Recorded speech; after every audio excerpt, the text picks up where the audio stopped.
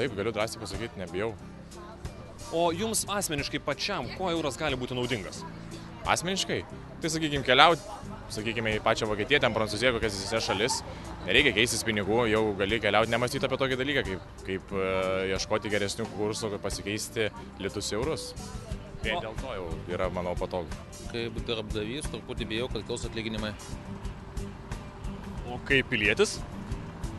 Kaip piliečių ramiau, mažiau visokių papirinių operacijų. Ką galiu pasakyti, kad vis tiek bus euras. Tai ar dabar, ar vėliau, tai geriau greičiau ir viskas.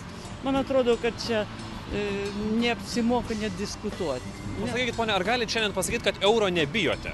Aš nebijau. O jūsų manimu, ką tai duos Lietuvai ir jums pačiai? Man pačiai tai tas pats. Jeigu ten kainos biški ir pakils su laiku, tai ir taip yra infliacija šiokia tokia ir vis tiek kainos kyla ar eurais, ar litais. O kaip valstybė Lietuvai, tai aišku, bus, pirmiausia, tai man atrodo, kad investicijos padidės, bus drąsiau investuoti, reiškia, užsienio investuotojams. O antras dalykas, tai tie, kurie eksportą daro. Tai vis tiek tas keitimas iš lito į euro kainuoja. O yra tokie, kur milijoninę apyvartą daro. Tai kam mokėti bankams, tegul lieka geriau verslininkams. Bijot, nesikandžiai. O ką jūs nuomonė tai duos Lietuvai ir kiekvienam jos piliečiui? Pagal mane tai labai daug. Jau tiek išvardyta, kad duos, kad jau net nuobodu kartoti. Jau čia jau bežionė turi prisiminti, man atrodo. Ne, aš nebijau. Man atrodo, kad pakankamai čia nelabai daug kas pasikeis. Tikrai nebijau. O kiek teigiamų dalykų duos, tai ateitis parodys, bet kokia čia gali būti baimė. Tiesiog tai yra sekantis žingsnis, kuris natūraliai turėjo ateiti. Viskas. Manau, tikrai nebijau. Jūsų manimu, ką tai duos Lietuvai kaip valstybė ir Lietuvos piliečiams?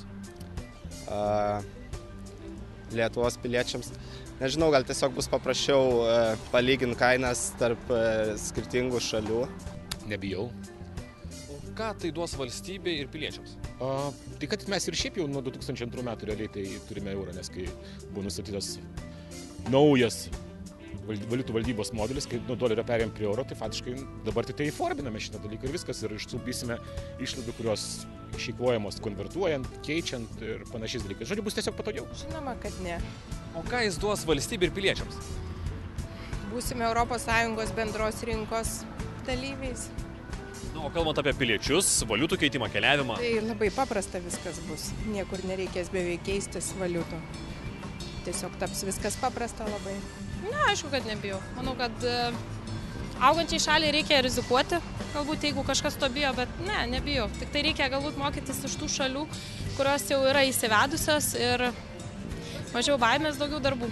Kiekvienoje aplinkybėje yra pliusų, minusų. Čia be abejo pliusų nemažai. O kokie jie?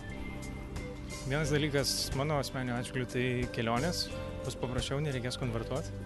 Be abejo, sakysim, versle, tai irgi panašus aspektai. Aš manau, vieninga piniginė politika yra kur kas palankesnė šiuo atveju, tai vieni pagrindinių.